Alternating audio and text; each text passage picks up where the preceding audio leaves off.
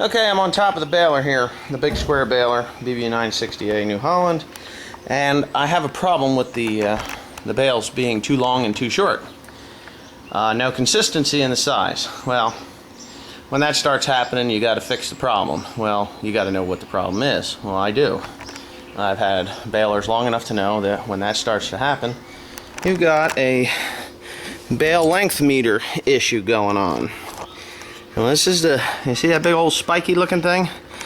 That runs in the hay, and it returns that shaft, and which turns this wheel, which has little teeth in it. You see them down there? Well, from this thing tripping every time, it comes down and it hits the stopper here. You see how the teeth are worn away? They don't mesh there anymore. Now,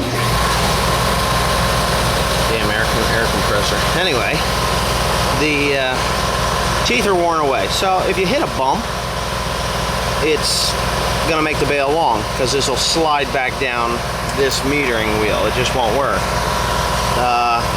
For some reason, well, I know what it is. When it trips, it bounces and jumps back up to this tooth here, and then it starts to meter it, which in turn makes the bale too short. So I'm getting a lot of too short bales now, not too long of bales.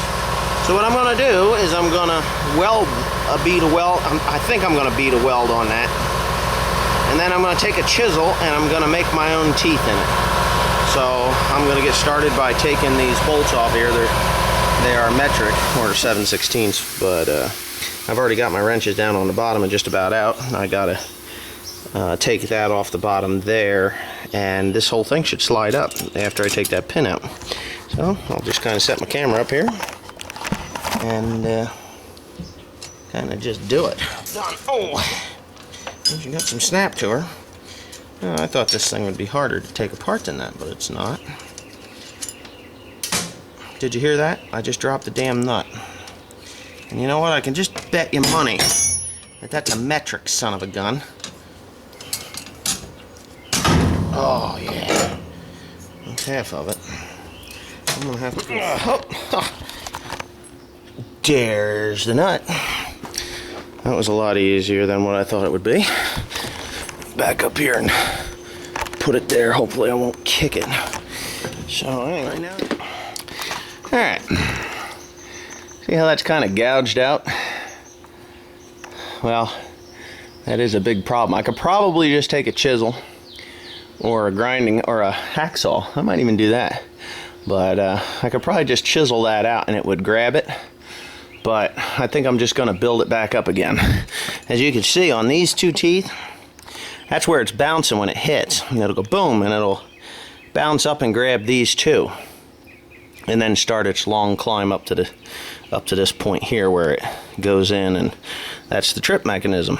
Boom, and then it trips the knotters and the needles and everything else and makes it work. So, alright, I'm going to get set up here with the welder and weld a bead in there, and then I'll see what I can do from there. Okay, got the welder set up. I'm going to use an old rod because for some reason they strike better. I only used it just the other day. But I'm just going to run a bead right there. I'm probably going to start at the back here and work my way to the top, because then it'll be easier to grind off.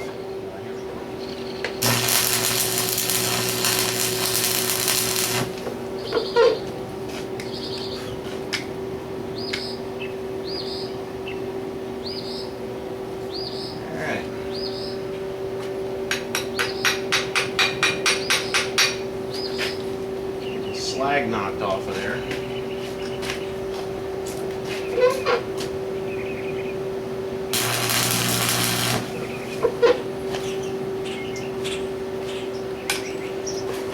Yeah. Okay. There it is. See how it's just a tiny little bit higher there? And I'm not going to touch it because I don't want to get burned.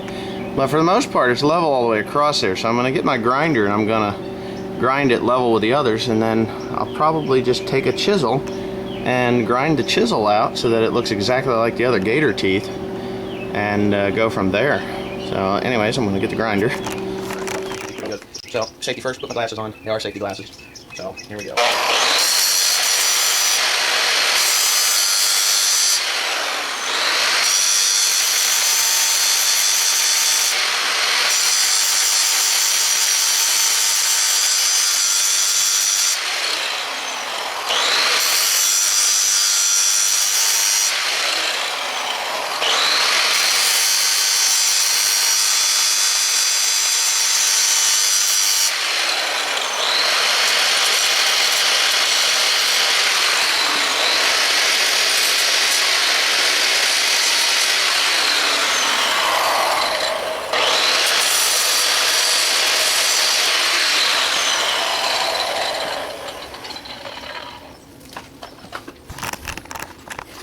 Right.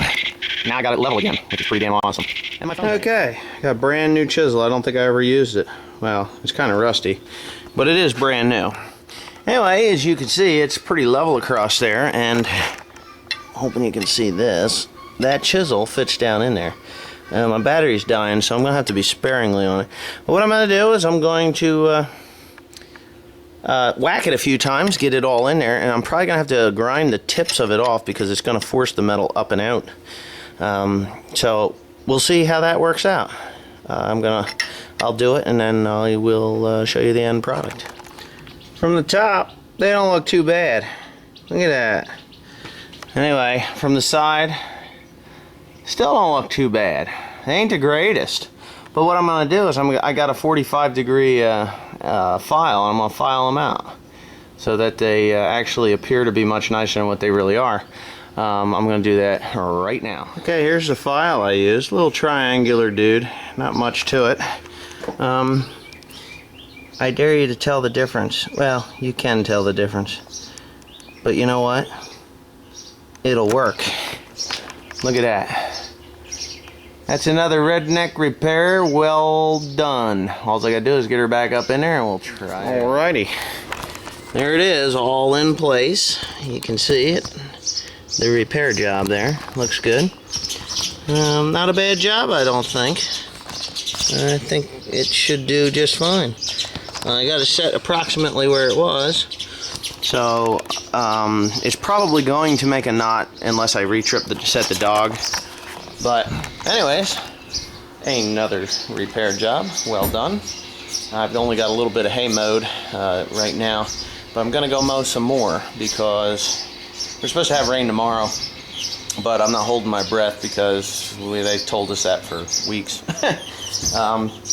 Anyways, if I get 100 acres clipped off today, that'd be good. And then I'm just waiting on the rye. And as you can see, the combine is in the building here because I drove it home in the pouring rain. It has some rye in it, but you can see the pile of rye back there. I'm getting ready to start cleaning and bagging that rye. So if anybody's interested, I do ship. So if you're interested in rye seed for cover crops, just let me know. Thank you.